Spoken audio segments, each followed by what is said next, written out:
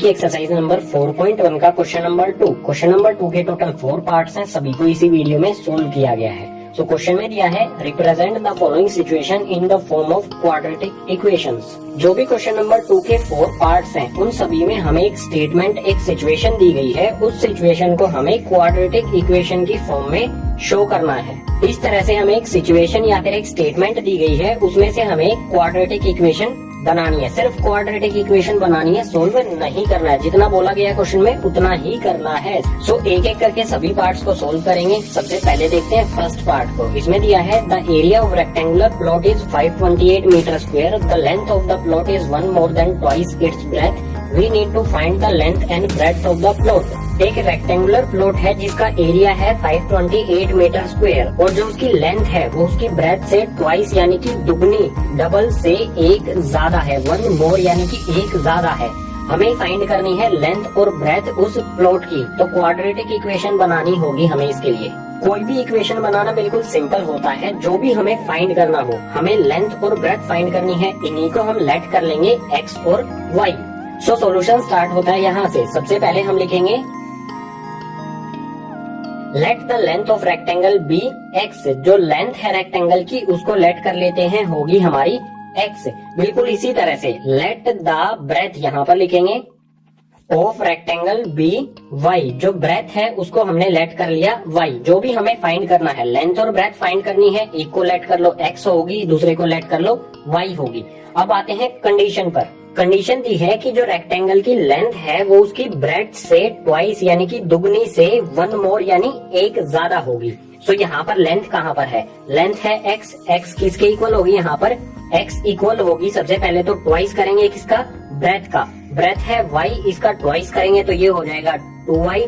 Twice से 1 more यानी कि एक ज्यादा, तो इसमें हम 1 को ऐड भी कर देंगे। सिंपली हमने ये कर दिया 1 ऐड। फिर से बता देता हूँ, x यानी कि जो लेंथ है वो y यानी कि ब्रेथ के ट्वाइस से एक ज्यादा है। ये हमें यहाँ पर कंडीशन दी गई है। सो हमारी लेंथ हो जाएगी यहाँ पर 2y प्लस में 1। हमें क्वेश्चन में दिया है एरिया ऑफ रेक्टेंगल। तो एरिया ऑफ रेक्टेंगल क्या होता है? लेंथ मल्टीप्लाई में ब्रेथ। सो लेंथ है x, ब्रेथ है y। अगर हम x और y को मल्टीप्लाई कर दे, x मल्टीप्लाई में y, तो ये किसके इक्वल हो जाएगा? ये इक्वल हो जाएगा एरिया के। और एरिया कितना दिया गया है? 528 मीटर स्क्वायर। सो यहाँ पर लिख देंगे 528 मीटर स्क्वायर। लिखने की जरूरत नहीं है। इसके बाद इस x की जगह पर हम x की वैल्यू पुट कर देंगे जो कि है 2y प्लस में 1। सो इस x की जगह पर मैं लिखता हूँ 2y प्लस में 1 और इसमें मल्टीप्लाई क्या होगा यहाँ पर?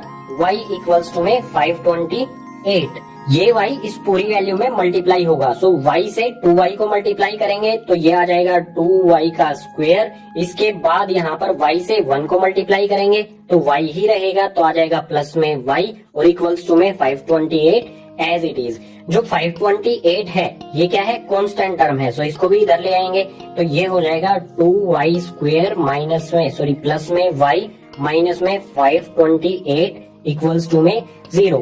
तो आप देख सकते हैं यहाँ पर हमारी बन गई है quadratic equation 2y square plus में y माइनस 528 इक्वल्स टू में 0। हमें सिर्फ इस सिचुएशन को एक क्वाड्रेटिक इक्वेशन में फॉर्म करना है जो हमने कर दिया है। सो यही हो जाएगा आंसर। क्वेश्चन के सेकंड पार्ट के लिए चलते हैं नेक्स्ट पेज पर। अब है सेकंड पार्ट। इसमें दिया है the product of 2 consecutive positive integers is 306। We need to find the integers. हमें 2 कंसेक्यूटिव पॉजिटिव इंटीजर्स का प्रोडक्ट यानी कि मल्टीप्लिकेशन दी है 306। हमें फाइंड करने हैं इंटीजर्स। इसके लिए हमें बनानी है क्वाड्रेटिक इक्वेशन। उसे सॉल्व नहीं करना है, सिर्फ क्वाड्रेटिक इक्वेशन बनानी है। तो यहाँ पर कुछ वर्ड्स दिए गए हैं, इनको समझ लेते हैं। सबसे पहले पॉजिटिव इंटीजर्स क्या होते हैं? जो हमारी नॉर्मल प्लस वाली वैल्यूज होती हैं 1 2 3 4 5 6 7 8 9 10 इंफिनिटी तक, ये सभी होते हैं पॉजिटिव इंटीजर्स। अगर इसके साथ लगा दिया गया है कंसेक्यूटिव, इट मीन्स कंटिन्यू।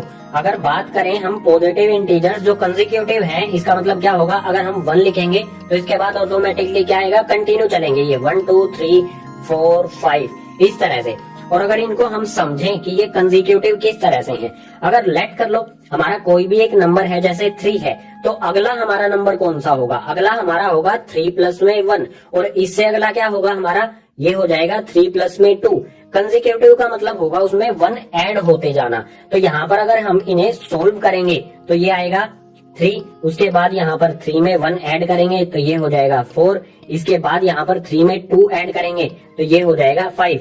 इसी तरह से ये 3 + 3 आ जाएगा, उसके बाद 3 + 4 आ जाएगा। ये होते हैं कंसेक्यूटिव, यानी लगातार जो हमारे नंबर आए नेक्स्ट नंबर अपने आप आता जाए, उसमें 1 ऐड होकर आता जाए। यहाँ पर बात की गई है 2 कंसेक्यूटिव नंबर्स की। सो यहाँ पर लेट करेंगे सबसे पहले, लेट द 2 इंटीजर्स बी। जिस इंटीजर्स की बात यहाँ पर की गई है उनको लेट कर लेते हैं कि उनमें से एक होगा हमारा इंटीजर x।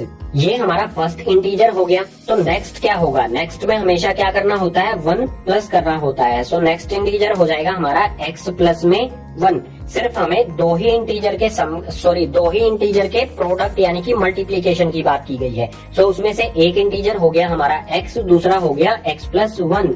अब सिंपली इन दोनों का प्रोडक्ट दिया है हमें 306। तो इन दोनों को मल्टीप्लाई करेंगे, x में हम मल्टीप्लाई करेंगे सेकंड इंटीजर x प्लस में 1, ये किसके इक्वल हो जाएगा, उसके बाद 306 के। अगर इन दोनों इंटीजर्स को मल्टीप्लाई कर देते हैं तो ये इक्वल हो जाता है 306 के। सो सिंपली इन्हें मल्टीप्लाई करते हैं, x से x को मल्टीप्लाई करेंगे तो ये हो जाएगा भाई हमारा x², यहाँ पर लिखेंगे ये आ गया x²। इसके बाद जो x है इसको 1 से मल्टीप्लाई करेंगे, x को 1 से मल्टीप्लाई करने पर आ जाएगा x, किसी भी वैल्यू को 1 से मल्टीप्लाई करने पर वो वैल्यू एज इट इज आ जाती है। इसके बाद इक्वल्स टू में 306 हमारा आ जाएगा एज इट इज। अब जो ये 306 राइट हैंड साइड में है इसको इसी साइड में ले लेंगे तो ये आ जाएगा हमारा x² माइनस में प्लस में x माइनस 306 इक्वल्स टू में आ जाएगा 0।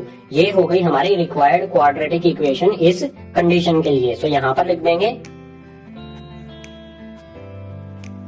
This is the required quadratic equation. जो भी हमें यहाँ पर ये सिचुएशन, प्रॉब्लम या फिर स्टेटमेंट दी गई है उसके लिए हमारी क्वाड्रेटिक इक्वेशन हो जाएगी x² प्लस में x माइनस 306 इक्वल्स टू में 0।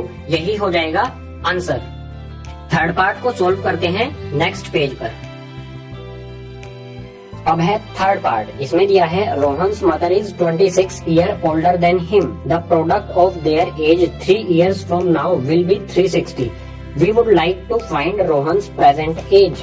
रोहन की मदर रोहन की एज से 26 ईयर्स ओल्ड यानी कि 26 साल बड़ी हैं। आज से 3 साल बाद उन दोनों की एज का जो प्रोडक्ट है वो 360 हो जाता है। तो हमें फाइंड करनी है रोहन की प्रेजेंट एज। अभी रोहन की एज क्या है। सो सॉल्यूशन स्टार्ट होता है यहाँ से। हमें जो भी फाइंड करने के लिए बोला गया है, रोहन की प्रेजेंट एज फाइंड करने के लिए बोला है, इसी को लेट कर लो x। सो यहाँ पर मैं लिखूंगा let the present age of Rohan be x। Rohan की जो प्रेजेंट एज है उसको लेट कर लेते हैं कि भाई होगी x। अगर रोहन की प्रेजेंट एज x है तो उसकी मदर उससे कितनी बड़ी है, 26 ईयर्स ओल्ड, यानी उसकी मदर की एज हो जाएगी x प्लस में 26। So the age of his mother, अगर रोहन की एज x है तो उसकी मदर की एज क्या होगी, x प्लस में 26। ये हमें क्वेश्चन में ही दिया गया है कि रोहन से वो 26 साल बड़ी हैं। रोहन की एज x और 26 साल बड़ी होंगी तो प्लस में आ जाएगा 26। इसके बाद हमसे बात की गई है 3 साल बाद उनकी एज का जो प्रोडक्ट होगा वो 360 होगा। तो 3 साल बाद इन दोनों की एज क्या होगी, रोहन की और रोहन की मदर की। तो यहाँ पर लिखते हैं आफ्टर 3 years, 3 साल बाद Rohan's age and mother's age. 3 साल बाद रोहन की एज और मदर की एज क्या होगी। अगर रोहन की एज आज x है तो 3 साल बाद क्या होगा, 3 साल बाद उसकी उम्र 3 साल बढ़ जाएगी, एज 3 साल बढ़ जाएगी। अगर आज x है तो 3 साल बाद हो जाएगी x प्लस में 3। बिल्कुल इसी तरह से अगर उनकी मदर की आज एज x प्लस में 26 है तो 3 साल बाद में उनकी 3 साल एज बढ़ जाएगी, 3 साल उनकी उम्र बढ़ जाएगी। आज x प्लस 26 है तो इसमें 3 ऐड करेंगे, 3 ऐड करेंगे तो ये हो जाएगा x प्लस में 29। 3 साल बाद रोहन की एज हो जाएगी x प्लस में 23 और मदर की एज हो जाएगी x प्लस में 29। अब हमें दिया गया है कि उन दोनों की एज का प्रोडक्ट होता है 360, यानी इन दोनों को करेंगे मल्टीप्लाई। सो यहाँ पर मैं लिखता हूँ x प्लस में 3 मल्टीप्लाई में x प्लस में 29। इन दोनों को मल्टीप्लाई यानी कि इन दोनों का प्रोडक्ट होता है 360 के इक्वल। सो इक्वल्स टू में यहाँ पर लिख दूंगा मैं 360। अब इसको सोल्व करेंगे तो आ जाएगी हमारी क्वाड्रेटिक इक्वेशन। सो करते हैं सोल्व। x से x को मल्टीप्लाई करेंगे तो ये आ जाएगा x स्क्वायर। इसके बाद यहाँ पर x से 29 को मल्टीप्लाई करेंगे तो ये आ जाएगा प्लस में 29x। इसके बाद क्या करेंगे, जो ये 3 है इसे इन दोनों वैल्यूज को मल्टीप्लाई करेंगे।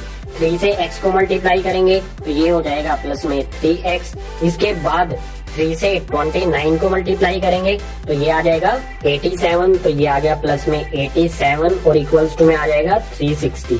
अब इसको आगे सोल्व करते हैं। यहाँ पर हमारा X square as it is आएगा। इसके बाद x वाले टर्म को सोल्व करते हैं। यहाँ पर है 29x प्लस में 3x। 29x में 3x प्लस करेंगे तो ये हो जाएगा प्लस का 32x।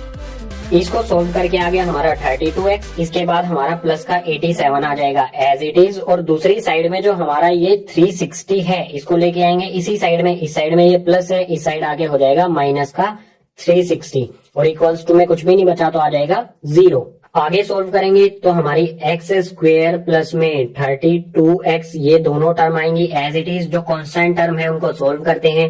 87 में से 360 को माइनस करेंगे। छोटे टर्म में से बड़े टर्म को माइनस किया जा रहा है तो माइनस में आएगा। और अगर 87 और 360 का अगर डिफरेंस देखा जाए तो ये होता है 273। यानी सिंपली 87 में से 360 को माइनस करने पर आ गया माइनस में 273 और इक्वल्स टू में 0 आ जाएगा यहाँ पर एज इट इज। ये आ गई हमारी क्वाड्रेटिक इक्वेशन इस प्रॉब्लम या फिर कहें इस सिचुएशन के लिए। सो लास्ट में यहाँ पर एक लाइन और लिख देंगे, this is the required equation. जो भी हमें ये प्रॉब्लम दी गई है, स्टेटमेंट दी गई है, उसके लिए रिक्वायर्ड इक्वेशन हो जाती है हमारी एक्स स्क्वायर प्लस में 32x माइनस 273 इक्वल्स टू में 0। यही हो जाएगा हमारा आंसर।